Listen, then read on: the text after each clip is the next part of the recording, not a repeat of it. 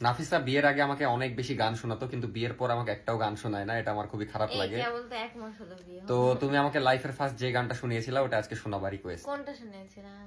এই তো আঁখোं में तेरी। বলো ওই গানটা তখন মিনিংফুল ছিল। যাই হোক, বলবো? বলো। লজ্জা লাগছে তাও বলবো? বলো। তাহলে তোমার দিকে ক্যামেরা ধরো। आई ऐसी रात है जो बहुत खुश नसीब है, चाहे जिसे दूर से दुनिया ओ मेरे करीब है, कितना कुछ कहना है फिर भी दिल में सवाल कहीं,